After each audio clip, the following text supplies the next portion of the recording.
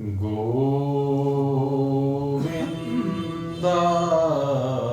नमो नमः। श्रीकृष्णाय नमो नमः। नारायणाय नमोस्तुते।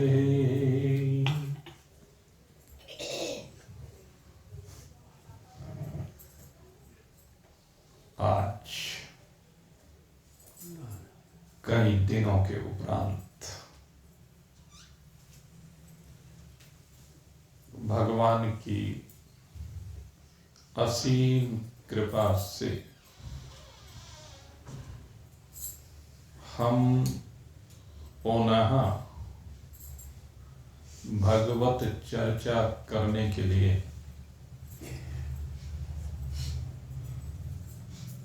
आज यहाँ पर उपस्थित हुए हैं।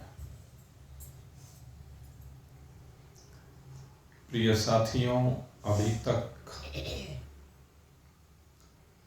7 दिन भगवान की कृपा से बहुत ही आनंदोल्लास के साथ हमारे व्यतीत हुए, जिसमें भाई वीरेंद्र संगल जी के यहाँ पर जो भागवत भागीरथी का प्रवाह हुआ, उस भागवत भागीरथी का पान करके हमने अपने आप में एक आनंद की विशिष्ट अनुभूति को किया। और भागवत भागीरथी का प्रसाद होता ही यही है कि हम अपनी उस आनंदमयी अवस्था को प्राप्त कर लें, जिसको प्राप्त करने के बाद फिर और किसी चीज की अभिलाषा ना रह जाए। जिसने इस आनंद को अपने आप में अनुभूत कर लिया, फिर न उसका कोई बंधु है न कोई शत्रु है, क्योंकि फिर उसको चराचर जगत में एक आत्मा के अतिरिक्त और कुछ भी प्रतीत नहीं होता है। यही बात जहां हमने श्रीमद् भगवद गीता में चर्चा को विश्राम देते हुए रखी थी, वहां पर भगवान ने कही है, बंधुर आत्मात्मनस्तस्य येनात्मेवात्मना जितः अनात्मनस्तु शत्रुस्ते वर्तितात्मैव शत्रुवः। जिसने अपने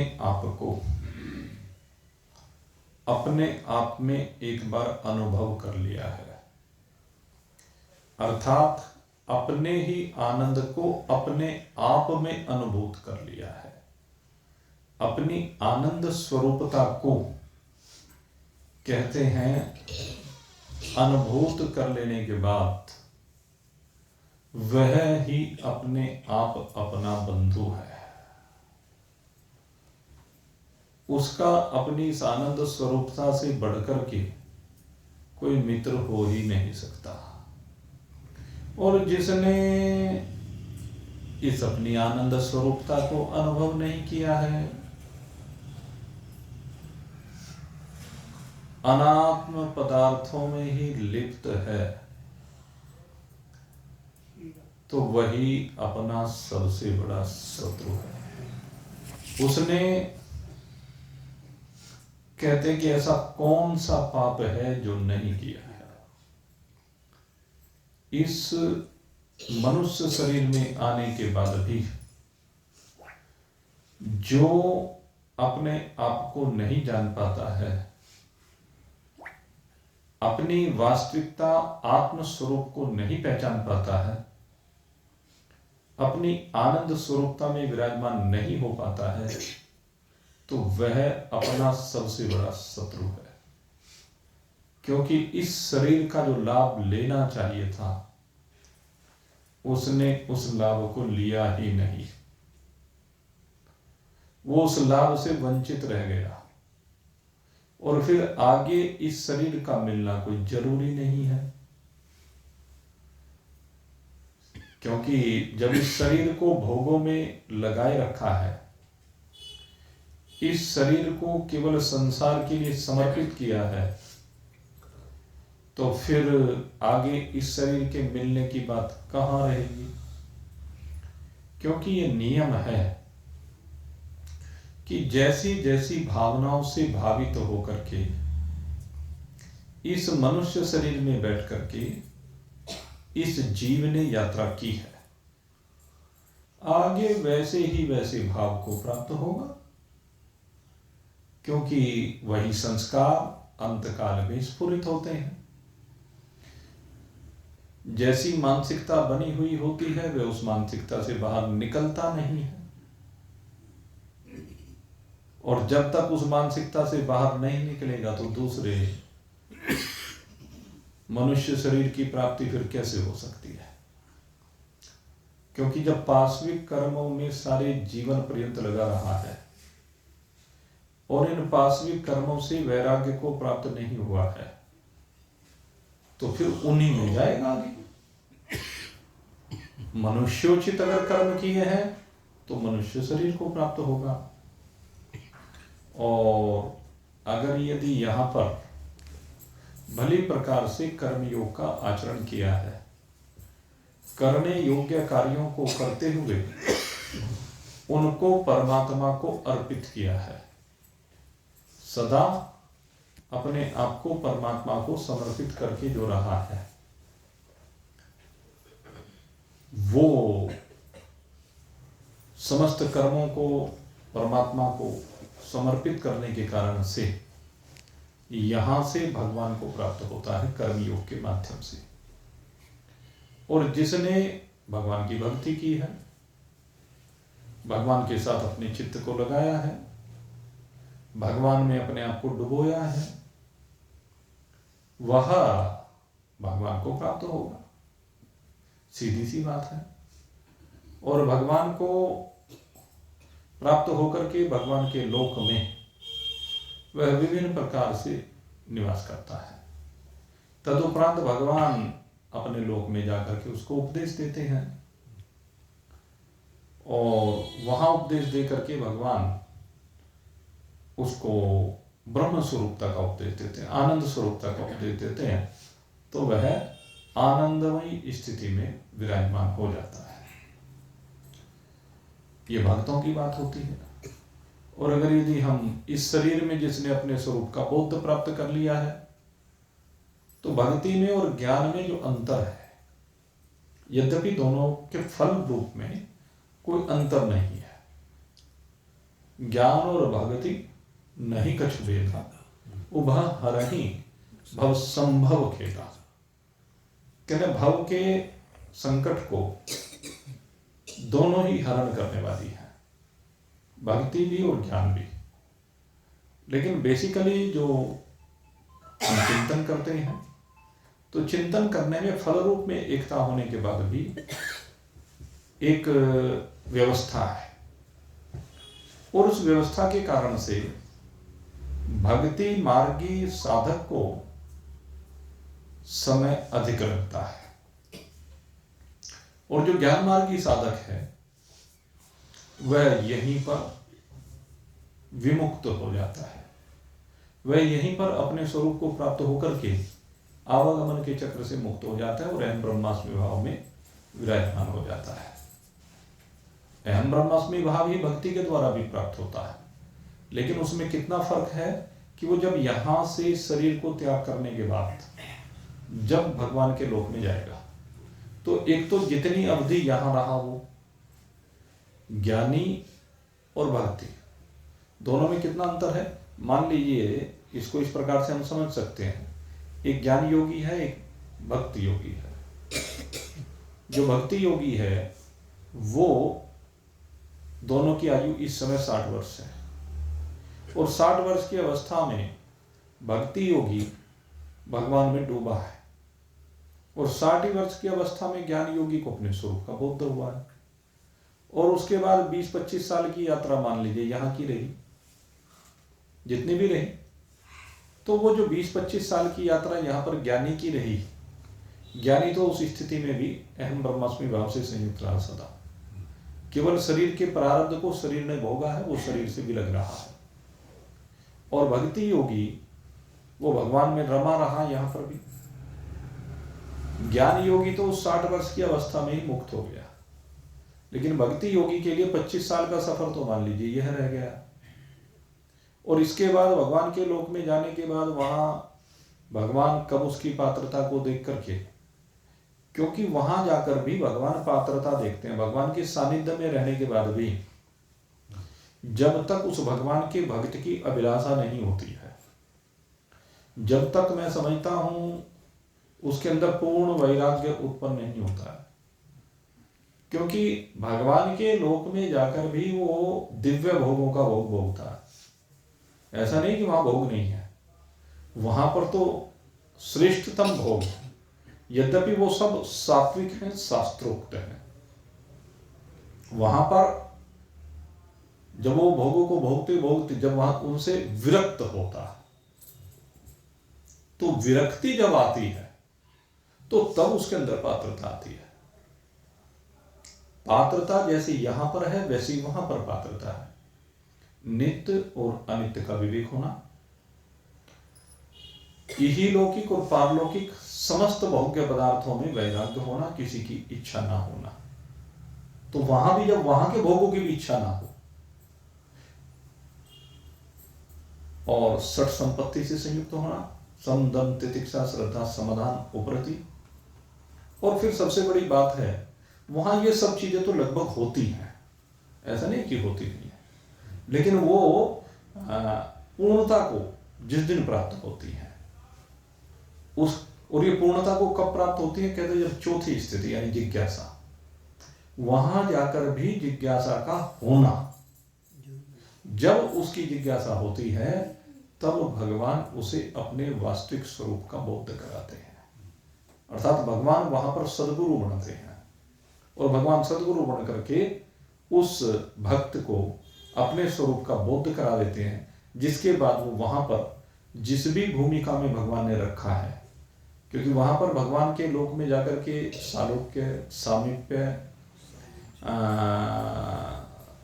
सारूप्य और सायुज्य और साष्टी, ये 5 प्रकार के भाव वहां पर भी हैं। तो जिस भी स्थिति में वो वहां पर है, भगवान के नजदीक रहते हुए, भगवान के लोक में रहते हुए, भगवान जैसा रूप चाहे धारण करते हुए, शंख चक्र गदा पद्म धारण किए हुए, तो कुछ भी जिस भी स्थिति में वो वहां पर है, वहां पर जब उसकी पूरी जिज्ञासा बन जाती है, तो उस स्थिति में कहते तब जाकर के फिर जिज्ञासा के बनने पर उसको मुक्ति की प्राप्ति होती है। फिर वो उस स्वरूप का परित्याग कर देता है। वो स्वरूप जिस प्रकार से यहाँ शरीर का त्याग होता है, मान लीजिए 20-25 साल बाद हुआ यहाँ, तो वहां भी जितने समय के बाद उस शरीर का त्याग वहां भी हो जाता है। वो पार्षद का शरीर कहिए आप, जो भी शरीर है भगवान के यहाँ, भगवान के लोक में शरीर तो वहां भी है ना, तो वो जो शरीर उसको है, उसमें एक विशेषता ये है भक्ति योग में कि जब वो वहां चला गया तो वहां से लौट करके फिर नीचे नहीं आता।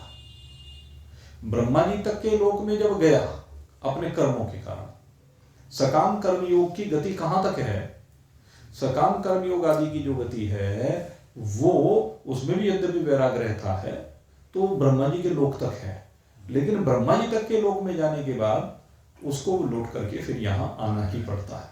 आप ब्रह्म भुवन लोका पुनरावर्तिनो अर्जुन। लेकिन भगवान कहते हैं माम उपहित तो कौन थे पुनर्जन्म न विद्यते। लेकिन भगवान के लोक में अगर वो चला गया तो भगवान में के लोक में जाने के बाद फिर उसको आवागमन से तो निश्चित छूटेगा। कब छूटेगा अलग विषय, उसको फिर नीचे कभी नहीं आएगा।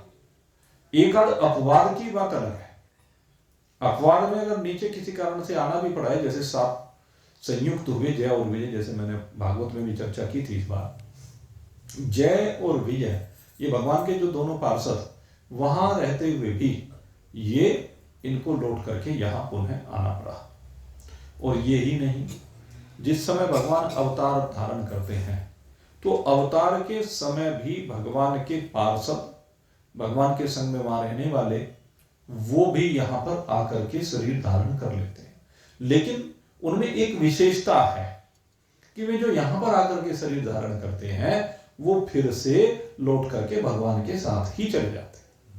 वे जितनी भी शक्तियां हैं भगवान की, वे भगवान के साथ वापस चली जाती हैं। भगवान कृष्ण के साथ ऐसे भगवान के कई पार्षद आए, जिसमें नंद सुनंद आदि का विशेष रूप से वर्णन आता है कि वो फिर बाद में भगवान के उस लीला में पार्टिसिपेट करने के बाद फिर से भगवान के लोक में चले गए। तो ऐसे ये जय और विजय भले ही वहां साप मुक्त हो गए, वो साप संयुक्त हो गए और फिर बाद में साप मुक्त होकर के ये फिर से भगवान के लोक में ही चले गए।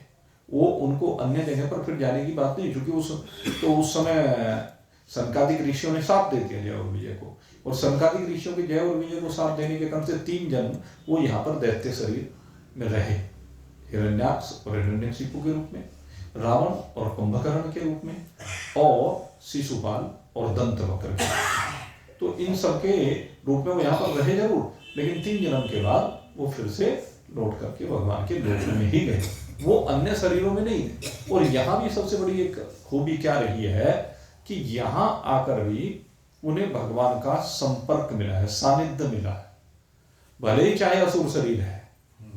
आप ये देखो, जैसे हिरण्याक्ष है, अब आप देखें हिरण्याक्ष का शरीर दैत्य का शरीर है, लेकिन दैत्य का शरीर मिलने के बाद भी भगवान के साथ 28 दिन तक रहा। 28 दिन तक भगवान के साथ उसने युद्ध किया, और 28 दिन तक संग रहने के बाद फिर भगवान के हाथ से ही वो उस शरीर से मुक्त हुआ। ऐसे ही हिरण्यकशिपु उसका दूसरा भाई, ये हिरण्यकशिपु भी भगवान का विरोधी रहा कट्टर, और इसके जैसा विरोधी शायद पहले कोई दूसरा नहीं हुआ। ऐसा विरोधी था बड़ा, इसीलिए इसको हरद्रोही कहा जाता था। हरि से जो द्रोह करने वाला था, इसी के नाम से, इसलिए वो हरदोई नाम जो पड़ा है ना, वो इसीलिए पड़ा है। तो वहां रहता था वो, तो ऐसा हो रहा। लेकिन आखिर में वो भी इस शरीर से जो छुट्टी हुई तो भगवान के हाथ से ही हुई। उसकी ये विशेषता है, क्योंकि वो भगवान तो उसे अपने पार्षद के रूप में देख रहे हैं। और फिर रावण और कुंभकर्ण का शरीर धारण किया तो वो भी राम जी के सानिध्य में आए, राम जी के हाथ से उन शरीरों की मुक्ति हुई। और फिर शिशुपाल और दंतवक्र, वो तो दोनों भगवान की बुआ के लड़के बन करके आए। आप चिंतन करें, वो तो दैत्य प्रवृत्ति को उन्होंने धारण किया, अन्यथा तो अर्जुन में और शिशुपाल दंतवक्र में क्या अंतर है? आप सोच के देखें, सेम है। बस अंतर सिर्फ इतना सा तो है कि जो अर्जुन की मां है वो गोद चली गई थी। अर्जुन की मां वो महाराज कुंती भोज के यहाँ वो गोद चली गई थी, बस इतना अंतर है, और कोई अंतर नहीं है। वे दोनों उनकी सगी हुआ थे अगर देखी जाए, वो तो चलो गोद भी चली गई, लेकिन अर्जुन क्योंकि भगवान से प्रेम करता था, वो सारे पांडव भगवान से प्रेम करते थे, तो इसलिए वो भगवान के प्रिय बन करके रहे। और ये द्रोह करता था भगवान के मामा का लड़का, भगवान इसके मामा का लड़का होते हुए भी। शिशुपाल और दंतवक्र दोनों के मामा के लड़के हैं भगवान, वसुदेव जी दोनों के मामा लगते हैं, शिशुपाल के और दंतवक्र के भी। और उसके बाद भी आप देखो भगवान ने फिर क्या अपने हाथ से दोनों को मुक्त किया, और अब की बार तो सदा सदा के लिए मुक्त कर दिया उन्हें, फिर अपने धाम में ही भगवान लेकर के गए। तो अगर यदि किसी कारण से उस लोक से यहां आना हो भी गया तो फिर भगवान स्वयं ले जाते हैं उसको यहां से। ये उस लोक में जाने की विशेष बात है, भगवान उसको छोड़ते नहीं। फिर तो मामुपेत्य तो कौनते पुनर्जन्म न विद्यते। अपवाद अलग बात हुई, लेकिन साधारणतः वो फिर उसमें कोई अंतर नहीं आता है। लेकिन उसके बाद जब जिज्ञासा बने, अब जिज्ञासा लाख साल में बने, 10 लाख साल में बने, अब वहां कोई काल की अवधि तो है नहीं। भगवान के लोक में जाकर के, अब जैसे मान लीजिए ब्रह्मा जी की आयु है, आप चिंतन करें, अब ब्रह्मा जी का एक दिन कितना बताया हुआ है? 4 अरब 32 करोड़ वर्ष का है। अब जब ब्रह्मा जी का एक दिन 4 अरब 32 करोड़ वर्ष का है, तो भगवान का तो अनंत है। आप सोच के देखें, तो वहां ये अवधि भी कुछ ज्यादा नहीं लगती है।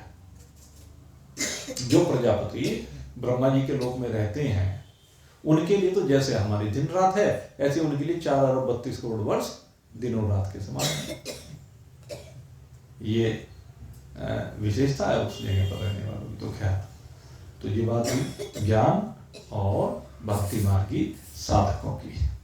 तो जो कहते हैं ये शरीर भगवान की कृपा से मिला है, इसमें आप ही अपना मित्र है और आप ही अपना शत्रु है। अब भगवान अगली बात कहते हैं, जीतात्मनः प्रशान्तस्य परमात्मा समाहितः शीतोष्ण सुख दुखेषु तथा मानयोः। अब भगवान कहते हैं जीतात्मनः, जिसने अपने आप को जीत लिया है, अपने मन को जीत लिया है।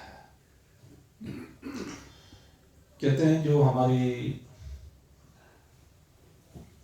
शरीर है, इसमें इंद्रियां हैं, इसमें मन है, बुद्धि है।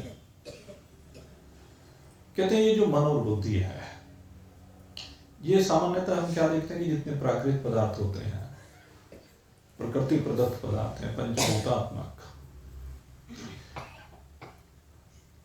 ये जीवन पर्यंत इनकी सहायता लेता है। ये मानता है ये सब मेरे सहायक हैं। लेकिन जो जीतात्मना है, जिसने अपने आप को जीत लिया है, अपने इस मन को जीत लिया है, वो इन्हें अपना सहायक नहीं मानता। वो नहीं मानता कि ये मेरे सहायक हैं। वो जानता है कि ये शरीर से संबंध रखने वाले हैं, मेरे से कहां। आत्मा को न तो भूख लगती है न प्यास लगती है। आपको आत्मा में भूख प्यास का धर्म नहीं है। आत्मा में सुख दुख का धर्म भी नहीं है। आत्मा में कोई अनुकूलता प्रतिकूलता नहीं है। आत्मा सदा एक रस है। आत्मा में ये विकार आते ही नहीं है। ये जितने भी विकार हैं, जैसे मैं भूख प्यास की बात करूं, तो ये विकार प्राणों का है। जो हमारे सूक्ष्म शरीर के अंग हैं, सूक्ष्म शरीर के अंग कौन कौन से हैं? 5 ज्ञानेंद्रिय, 5 कर्मेंद्रिय, 5 प्राण और अंतःकरण चतुष्ट। कहते जितने भी प्रकार का भोजन चाहता है वो इनको चाहता है, या कह लीजिए इनके माध्यम से जीव भोगता है। जीव जो है वो पंचभूतात्मक शरीर नहीं है उसका। आपको बता दें, जीव के अंदर पंचभूतों का लेस भी नहीं है। वो अलग बात है कि वो पंचभूत वाले शरीर में आकर के अपनी यात्रा को आगे बढ़ाता है। जैसे हम गाड़ी में बैठ करके अपनी यात्रा को आगे बढ़ाएं, तो हम बस थोड़े ना हो जाएंगे, कार थोड़े ना हो जाएंगे, ट्रेन हवाई जहाज थोड़े ना हो जाएंगे। इसी प्रकार से जीव शरीर नहीं होता है कभी भी। जीव भी, आत्मा की बात तो अलग है। आत्मा तो कुछ है ही नहीं इनसे, इन सब में से। आत्मा क्या है? आत्मा तो चिन्मय स्वरूप है। आत्मा के स्वरूप की जब हम बात करते हैं तो वो तो एक चेतना है। अब इस चेतना को हम कैसे व्यक्त कर सकते हैं? कहता है व्यक्त है। ये चेतना व्यक्त करने की वस्तु ही नहीं है। हम अन्य सब चीजों को व्यक्त कर लेते हैं, उनकी अनुभूति भी कर लेते हैं, लेकिन जैसे अन्य चीजों की हम अनुभूति करते हैं, अनुभूति एक बहुत बड़ी चीज है। मैं बार बार इस बात के ऊपर बल देता हूं। सबसे जरूरी है हमें अनुभूति का ही करना। बिना अनुभूति की मुक्ति होगी नहीं।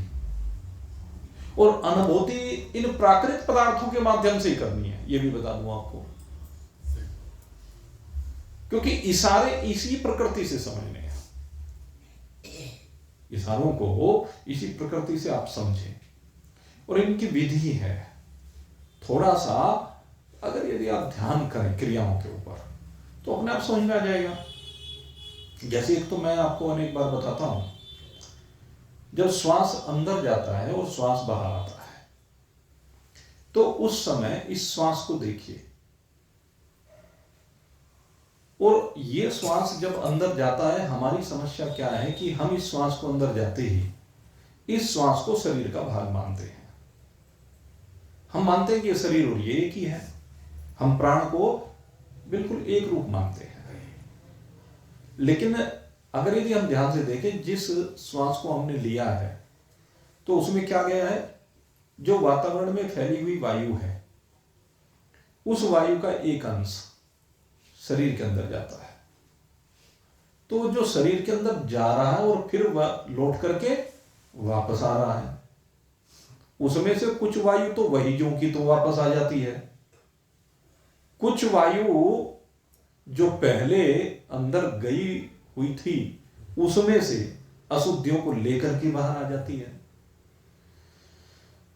श्वास खींचा है, छोड़ा, फिर तो जब हमने श्वास को खींचा, अंदर जो वायु गई उसका मान लीजिए 90% भाग तो बाहर निकल गया और 10% रह गया। वो 10% शरीर में अंदर चला गया, जो अपान रूप में पाचन की क्रिया को, समान रूप में वितरण की क्रिया को, व्यान रूप में रक्त की प्रवाह को, उदान रूप में उठने बैठने चलने फिरने आदि क्रियाओं का हेतु बनता है। और फिर जो उसमें क्या है कि बार बार उसका शुद्धिकरण होता है। जो इस समय हमने श्वास ली है, ये क्या है, ये उन जगह पर गई, और उन जगहों पर पहले से ऑलरेडी जो पहली गई हुई वायु थी वो भी तो है ना, तो वो वायु फिर बाहर निकलती है दूषित होकर के। तो ठीक उसी प्रकार से रक्त का भी ऐसा ही है। जो भोजन आप करते हैं वो रक्त रोज बनता है, हर बार नया बनता है। तो पुराने वाला रक्त क्या है, वो वेस्टेज के रूप में बाहर निकलता है। तो इस तरह से वायु का, अब इस वायु के ऊपर जरा सा हम चिंतन करें। वायु अंदर गई और फिर वायु बाहर आई। तो वायु जो अंदर जा रही है और बाहर आ रही है, नासिका से शरीर के अंदर गई, तो हमने मान लिया कि ये शरीर के साथ एक रूप है, कि शरीर ही हो गई है। और फिर शरीर से बाहर निकाली तो शरीर से अलग हो गई। और मैं कहता हूं ये सदा ही अलग है। अपने शरीर से इस वायु को अलग अनुभव करना शुरू करो, खूब आराम से होता है। ये तो इससे बढ़िया दृष्टांत नहीं हो सकता। जो वायु हमने अंदर ली है वो वायु को अपने से अलग अनुभूत करना शुरू करो। तो जैसे ही आप उसको अलग अनुभूत करना शुरू कर देंगे, आप प्राण की सीमा से बाहर निकल जाओगे। आप प्राण की सीमा से कैसे बाहर निकल जाओगे, ये प्राण मेरा नहीं है, प्राण मैं नहीं हूं और प्राण मेरा नहीं। जैसे शरीर के अंदर आपने भोजन आप करते हैं, इसके बाद दूसरा स्टेप, आपने भोजन किया और भोजन करने के बाद वो भोजन अंदर जाकर के पचा, पेट के अंदर जाकर के पच जाता है। वहां तेजाब होता है, उस तेजाब में गलता है, लुगदी बनती है, तो उसमें से रस निकलते हैं। मान लीजिए उसमें से एक रक्त को समझ लीजिए। अब शरीर के अंदर जैसे रक्त है, अगर यदि देखा जाए तो इस रक्त को देखें हम जरा, ये रक्त भी तो वायु की बात ही है। रोज अंदर जा रहा है, बन रहा है, रोज निकल रहा है। तो इस रक्त को भी अपने से अलग अनुभव करना, इन अस्थियों को अपने से अलग अनुभव करना, इस त्वचा को अपने से अलग अनुभव करना, इन आंखों को अपने से अलग अनुभव करना, इन कानों को अपने से अलग, ये प्रक्रिया है। और ये सब चीजें बिल्कुल एकांत में जब आप होने, उस समय थोड़ा सा विचार करो। ये जो मन संसार में दौड़ा फिरता है, जब एकांत में भी आप होते हैं तो मन एकांत में नहीं पहुंचता है। यहां जीतात्मन है कहा है। ये मन उस समय भी एकांत में नहीं जाता है, उस समय भी पूर्व की घटनाओं पर चिंतन करता रहता, आगामी के बारे में चिंतन करता रहता, न जाने किस किस के बारे में ये मन चिंतन करता रहता है। तो उस समय इस मन को इस चिंतन में ले जाना है। दृष्टाभाव अनुभूति जो मैं कह रहा हूं, उसके लिए उस समय इस चिंतन में डूबिए। रात को आप लेटे हुए तो सोने के लिए नहीं लेटे हैं, ये समझ लीजिए। शरीर की थकान की तो जहां तक बात है, वो थकान तो जब आप लेट जाते हैं तो लेटने से शरीर थका हुआ जो है वो तो उसी से ठीक हो जाता है, नींद की कोई आवश्यकता नहीं। आपको बताएं, हम मानते हैं कि नींद से शांति मिल जाती है, लेकिन मैं कहता हूं कि नींद की भी आवश्यकता नहीं है, 1 मिनट की भी नींद ना आए कोई दिक्कत नहीं है। बल्कि बहुत से को लगेगा कि बड़ा अटपटा बात कर रहे हैं। मैं जो बात कह रहा हूं लगता होगा आपको कि अटपटी बात कर रहा हूं, नहीं। मैं जो बात आपसे कह रहा हूं, एकांत में जब आप लेटे हैं बिस्तर पर, तो उस समय अगर यदि आपने अपने संदर्भ में चिंतन करना प्रारंभ कर दिया, थका हुआ तो मन है, थका हुआ शरीर है, दोनों चीज अगर यदि आपके, तो थका हुआ शरीर तो लेटने से विश्राम मिलते ही उसे तो शांति मिल गई। गड़बड़ है मन की, सोता है मन, नींद चाहिए मन को। इस मन को अगर दृष्टा बना दोगे तो सारी थकान एकदम मिट जाएगी। जैसे ही निर्विचार कर दोगे इस मन को, संसार के विचारों से बाहर ले जाओगे, आप देखना जिस समय मन शांत हो जाता है, निर्संकल्प निर्विकल्प हो जाता है, निर्विचार हो जाता है, उस समय इतनी शांति मिलती, इतना हल्कापन होता है, सोकर उठने पर भी इतना हल्कापन नहीं मिलेगा आपको। ये मैं आपको सत्य बात बता रहा हूं, अनुभूति की बात बताता हूं। ये आपको जो महान पुरुषों के अनुभव है वो बता रहा, जो महान पुरुषों ने अपने अनुभव बताए हैं, क्योंकि अनुभूत किए और उसके बाद बताएंगे। अगर अनुभूति की हुई वस्तु को नहीं बताएंगे तो साधक को क्या पता चलेगा? ये चिंतन करें, क्योंकि अपनी अनुभूतियों को उन्होंने पुस्तकों में बताया, अपने भक्तों को बताया, जो अनुभूति उनको हुई। लेकिन वो अनुभूति हुई किस प्रकार से? अगर यदि गुरु अपने शिष्य को ये नहीं बताएगा तो शिष्य को कैसे अनुभूति होगी? इसलिए हर गुरु का ये भी दायित्व है कि अपनी अनुभूतियों को अपने शिष्यों के सन्मुख रखे। वो तभी तो विचार करेंगे, तभी तो चिंतन करेंगे। तो ये जो प्रक्रिया मैं आपको बता रहा हूं, ये चिंतन की प्रक्रिया। रात को सोने की आवश्यकता नहीं है। मैं फिर कहता हूं, ये सोना नहीं, मन को शांत करना है। सोना मन को शांत करना है। और बस दोनों में अंतर क्या है? सोने में तो सब भूल जाते हैं, जब सोते हैं मन सो जाता है तो सब कुछ भूल गए। लेकिन जिस समय आप चिंतन में जाते हैं, आपके अंदर दृष्टा भाव आता है, आप अनुभूति करते हैं इन सब चीजों की, तो उस समय आप भूलते कुछ नहीं है। बिना भूले ही ये मन अपने आप में विराजमान हो जाता है, ये शांत हो जाता है। इसमें संकल्प विकल्पों का स्फुरण सदा सदा के लिए बंद होने लगता है, और फिर वो अवस्था हर समय में रहती है, हर समय शांत है, कभी भी कोई दिक्कत ही नहीं है। तो अध्यात्म आपको वहां पर लेकर जा रहा है। समझिए इस बात को। जो समाधिस्थ होते हैं, समाधिस्थ में क्या है? यही तो है, 24 घंटे अपनी एक रास्ता में दृष्टा भाव में विराजमान रहना। उसमें नींद की बात है ना जागने की बात है। ये तो शरीर की मन की अवस्थाएं हैं। जागना क्या है? मन जैसे ही जागता है, सोते हुए से उठता है, फिर से उसी बखेड़े में पड़ जाता है, उसी संकल्प विकल्प में पड़ जाता है। लेकिन एक बार जब चिंतन हो जाता है तो वो संकल्प विकल्प भी धीरे धीरे धीरे निवृत्त होते चले जाते हैं। और उन सब के निवृत्त होते ही जब केवल ये अपना आप में अकेला रह जाता है। एक समझा रहे हैं भगवान, अपने में आकर के अकेला जिस समय रह जाता है, संकल्पों से विरहित तो हो जाता है, तो वो जो स्थिति है वो है दृष्टा भाव की स्थिति। और उस समय सब कुछ अलग अलग अपने आप ही दिखता है, सब कुछ अपने से भिन्न अपने आप ही दिखता है।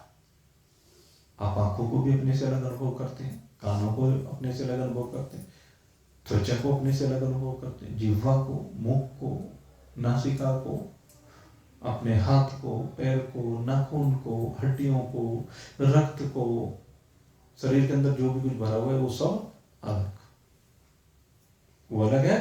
मैं इन सब का दृष्टा, साक्षी, केवल्य, इनसे बिल्कुल विलग हूं।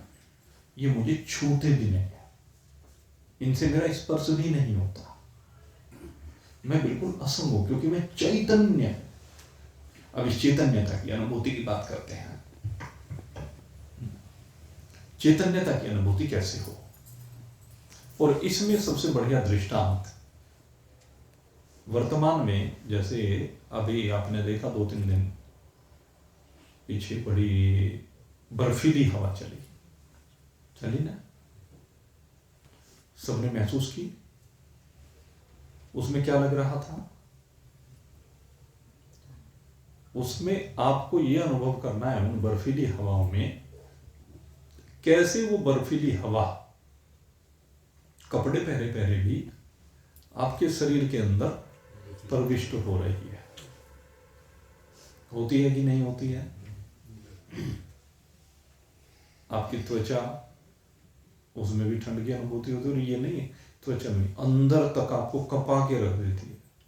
कंपन कब होता है? जब अंदर पहुंचती है, खोपड़ी में सारी में घुस जाती है। सबसे ज्यादा खोपड़ी में घुसती है कि नहीं घुसती है?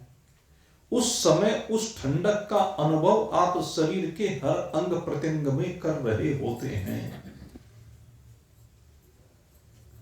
तो वातावरण में विराजमान, व्यापक रूप से जो वातावरण में विराजमान है ठंडक, वो आपके शरीर में भी प्रविष्ट होती चली गई।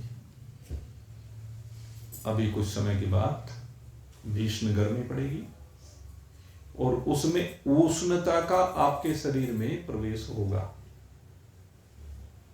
आप कहीं भी बैठे हुए, घर के अंदर हो, बाहर हो, लेकिन क्योंकि अग्नि उस समय सारे धरा पर व्यापक रूप में फैली हुई होगी, तो उसकी जो उष्णता है, उसकी जो गर्माहट है, वो हमारे शरीर के अंदर जाएगी कि नहीं जाएगी? उसे शरीर के अंदर भी अनुभव करते हैं कि नहीं करते हैं? तो ठंडक भी अलग से अनुभव होती है, गर्माहट भी अलग से अनुभव होती है, और वो ठंडक और ठंडक, उष्णता और ठंडक जब हम अलग से अनुभव करते हैं तो हम उसके दृष्टा हैं। जरा एक बार ढंग से देखना, शरीर अलग है, वो शरीर से अलग है, शरीर के साथ एक रूप होती हुई दिख रही है, पूरे शरीर में व्यापक है, पूरे शरीर में विराजमान है। ठीक इसी प्रकार से जो चैतन्यता है, किसकी चैतन्यता?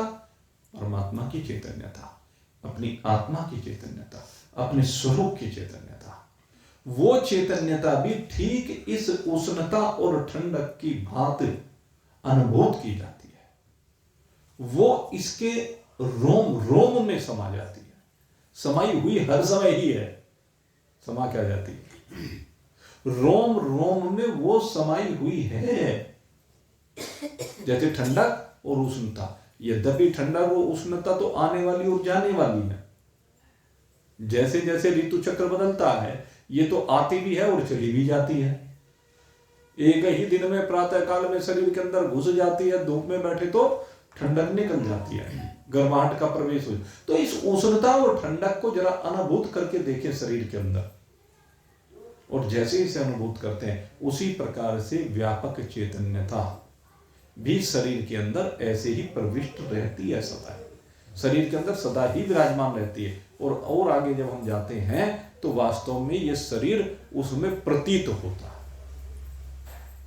वो चैतन्यता तो चूंकि व्यापक है, हर जगह पर एक रस रूप से विराजमान है, उसमें शरीर आते हैं, जाते हैं, चलते हैं, फिरते हैं, अपनी लीलाएं करते हैं।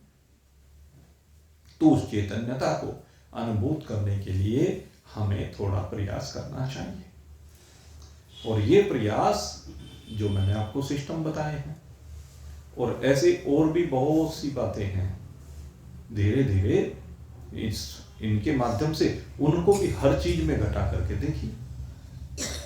जब आप हर चीज में इनको घटा कर देखेंगे तो आपको प्रैक्टिकल अनुभूतियां होनी प्रारंभ हो जाएंगी, और ये प्रैक्टिकल अनुभूतियां आपको जगत को विस्मृत कराती जाएंगी। ये जो संसार घुसा पड़ा है, ये जो मन से निकल के नहीं देता है, वो चाहे इस शरीर के रूप में घुस रहा हो, शरीर की अनुकूलता प्रतिकूलता को लेकर, शरीर के भोग को लेकर के, ये सारे भोग ही तो है, शब्द स्पर्श रूप रस, ये भोजन इत्यादि सारे भोग ही तो है। इनको लेकर के शरीर घुसा पड़ा हो, या शरीर को संतुष्ट करने के लिए इसके जो बाहर के पदार्थ, इसके उपयोगी पदार्थ, इसके भोज्य पदार्थ, वो जो जगत के रूप में है, उन सारों को अगर यदि आप चिंतन करके देखें तो उनमें मन घुसा पड़ा रहता है। दूसरे परिवार है, बेटे हैं, पोते हैं, माँ है, बाप है, भाई, बंधु, कुटुंब, कबीला, मित्र, समाज, ये सब है। या अन्य जीव और भी हैं जिनसे हमारा लगाव हो जाता है, या जो समय समय पर हमारे हितैषी या विरोधी होते हैं। वो चींटी से लेकर हाथी पर्यंत जितने भी प्रकार के जीव हैं, ये लोक से लेकर ऊपर के लोकों तक या नीचे के लोकों तक, जो हमें दिख नहीं रहे लेकिन वो भी हमारे से जुड़े रहे। जैसे पितरलोक में बैठे हुए पितरों से हम इस लोक में भी जुड़े हुए, वो उस लोक में है, हम इस लोक में। जैसे स्वर्ग में रहने वाले देवताओं से हम जुड़े हुए हैं, हम इस लोक में हैं, वो उस लोक में है, बहुत दूर है हमारे से। श्रीमद् भागवत के पंचम स्कंद को पढ़ के देखना, बहुत गहरा विज्ञान है, और वहां पर विज्ञान आज तक पहुंची नहीं है। इन लोकों का जो वर्णन आता है, इनका जो परिमाण आता है, इतनी जबरदस्त साइंस उसमें, अगर कोई पढ़ सके, समझ सके उसको, क्योंकि हर एक के बस का उसको समझना भी नहीं। मैं आपको बता दूं, जो पंचम स्कंद का आखिर का विषय है, पुरंजन व्याख्यान के बाद, उसको बहुत गहराई से समझना पड़ता है। किस किस प्रकार से इन लोकों की स्थिति है, और किस किस प्रकार से उन लोकों में कौन कौन किसका साम्राज्य है, किस किस से हम किस प्रकार से जुड़े हुए हैं। हमें लगता है हम क्या जुड़े हुए हैं, तो इसका मोटा सा उदाहरण मैं आपको बता देता हूँ कैसे जुड़े। मान लीजिए सूर्य लोक है, सूर्य नारायण अपने लोक में विराजमान है, अब पृथ्वी पर तो नहीं है वो तो एक अलग लोक है ना, सूर्य लोक, जहां पर सूर्य देव विराजमान है। तो सूर्य से हम इस लोक में रहते हुए जुड़े हुए हैं कि नहीं जुड़े हुए हैं? चंद्रमा, वो पृथ्वी अलग है, ये पृथ्वी अलग है, तो चंद्रमा से हम जुड़े हुए हैं कि नहीं जुड़े हुए हैं? इन दोनों से तो हम प्रत्यक्ष देखते हैं कि हम जुड़े हुए हैं। लेकिन हमारे जो नवग्रह जैसे कहे गए हैं, ऐसे ही भाई दो तो ये हो गए, 7 ग्रह और भी हैं। वे जो 7 ग्रह हैं, जिस तरह से इनका प्रभाव पड़ता है, ये तो कह सकते हैं कि जितना इनका प्रभाव है उतना शायद उनका प्रभाव नहीं है, ये तो हम कह सकते हैं। लेकिन उनका भी पूरा प्रभाव, जैसे इसके बाद बृहस्पति की बात आती है। बृहस्पति बहुत बड़ा ग्रह है, और बृहस्पति जो है वो गुरु है। अब गुरु का अगर यदि प्रत्यक्ष रूप में हम देखें तो गुरु से हमारा जुड़ाव अगर नहीं होगा तो हम जीवन की यात्रा आगे बढ़ा ही नहीं सकते। सबका है, और वो किस रूप में? एक गुरु सबसे पहले जगह मातृदेवो भव पितृदेवो भव, यहां से शुरुआत होती है। वे गुरु ही तो है। वो अलग बात है कि आगे किस प्रयोजन के गुरु है, सबके प्रयोजन अलग अलग हैं हर गुरु के।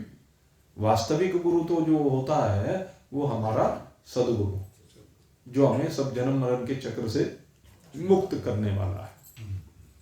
तो उससे तो कहने का मतलब है कि जुड़ाव तो यही लोक से परलोक तक, हमारा ऊपर वाले भी सारे लोगों से जुड़ा हुआ है, नीचे वाले भी सारे लोग, क्योंकि व्यवस्था के अंतर्गत हैं सब।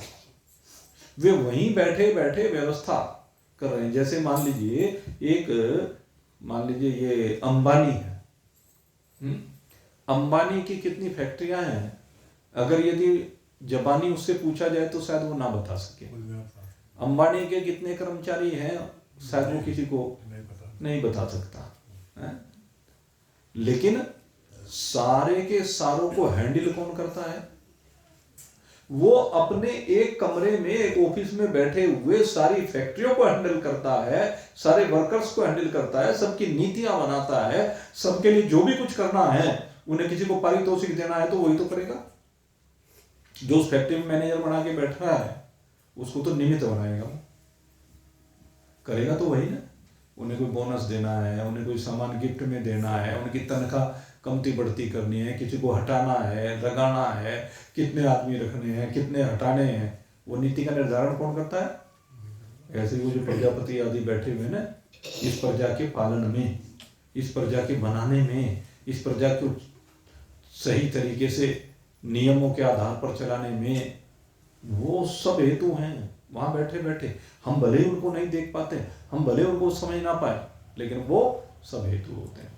तो इसी प्रकार से मेरे मित्रों, न जाने कहाँ कहाँ जुड़ाव है, इन जुड़ाव की सीमाओं से हमें बाहर निकलना होगा। और कब निकलेंगे? जब ये समझ में आ जाए कि ये मैं नहीं हूं, ये मेरे नहीं है।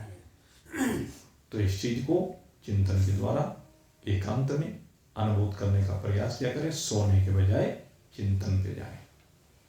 सोना महत्वपूर्ण नहीं है, महत्वपूर्ण है चिंतन।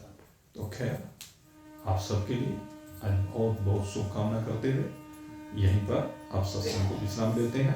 और ये माता अन्नपूर्णा का प्रसाद आज आपके लिए बना हुआ है, तो इस प्रसाद को आप सब ग्रहण करेंगे। भगवान को भोग लगाया जाएगा, उसके बाद इस प्रसाद को ग्रहण किया जाएगा। बोलिए सच्चिदानंद भगवान की जय। मोर मुकुट बंसी श्याम